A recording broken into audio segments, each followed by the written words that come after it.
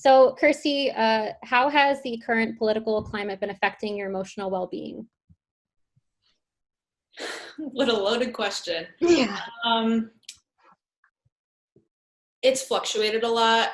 I feel like it depends on what part of the year we're talking about. I think like a couple months ago, it was just like, as we were all sort of adapting to everything happening, just dread and like anxiety and just a complete feeling of helplessness. And like, I had no idea what to do. All the information of how to help and how to help communities that are outside your own was very overwhelming because everyone was posting things, but I was trying to be up to date.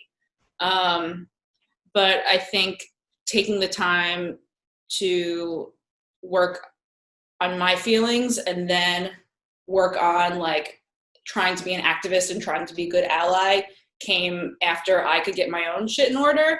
Sorry, I don't know if I'm allowed to curse.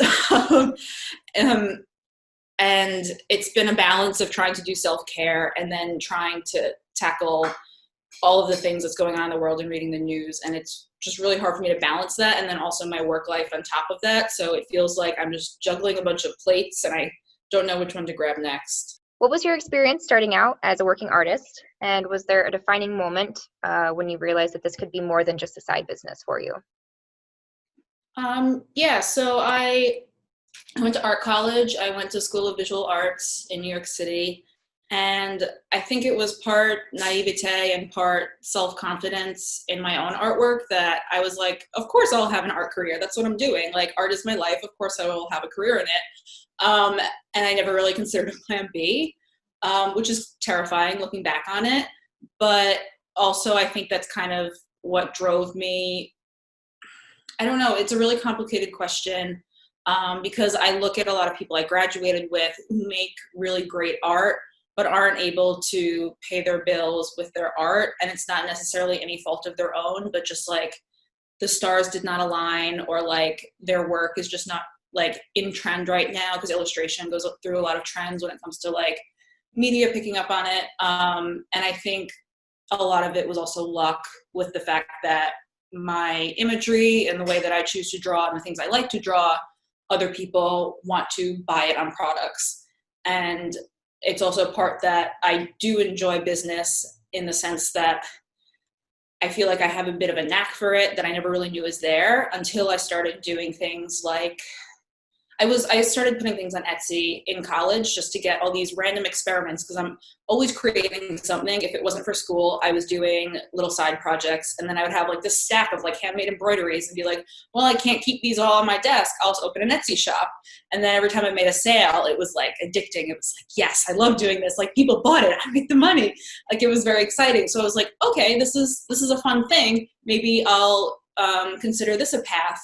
And then you asked like what moment did it feel like this could really be more than a side thing was I think when I started going to craft fairs in person and I could see the person there with their stuff and I was like, oh, I'm already kind of doing this. So that's the next step. And then I actually had a teacher who connected me with someone who was doing something like that. Kay Blugvad is her name.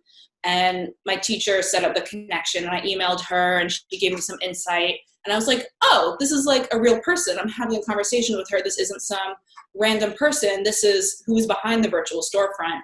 And then I had an opportunity to be her assistant a few months after graduation.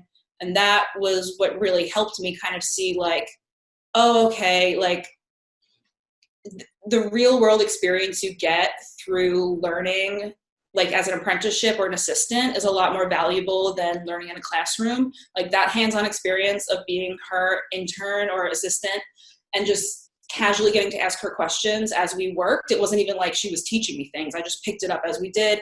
That was a really big turning point. And I was kind of like, oh, I didn't know half this stuff that we're doing, but she taught me. And that's how it kind of, I feel like gave me the next level up.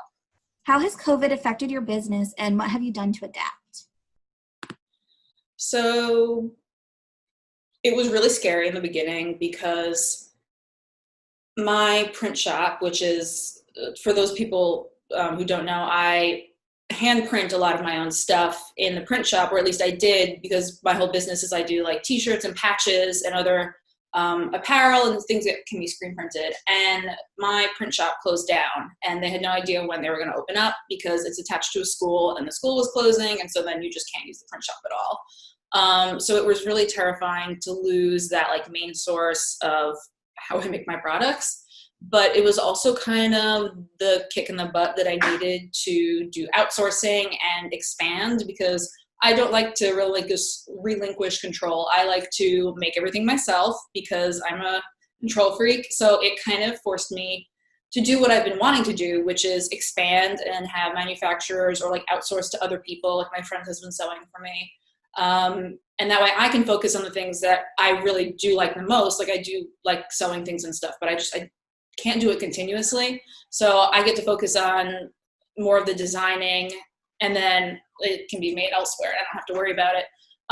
So it was actually kind of beneficial in that sense, but it was terrifying to make that transition because I was like, oh my God, I have to lay out more money. I have to do more of this, because that's also what I like about making things myself is I don't necessarily have to lay out the money for the labor. It's just my time.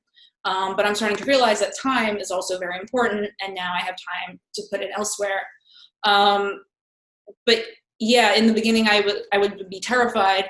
And then the next day I would be like super calm, and I would feel like I got this. It's okay. Like part of that, like naive, but also like self-confidence I mentioned earlier. Like I was like, it's okay. I'm adaptable. I can do this. And then the next day I would like spiral again and be like, my whole business is going to fall apart. But I was lucky that I was able to get one of those disaster loans or whatever, which is kind of helping me. It was a good cushion, and also like it was what I needed to put money into the new products that I couldn't make myself. So it's starting to feel okay again. I haven't gotten my print shop back. I think they're closed for the rest of 2020, but I am starting to be a little bit more comfortable with the transition. Yeah, and I don't like by giving your work to the manufacturers to do, has it given you more time to focus on you, like out, because you're not making everything, like you don't have to do everything yourself?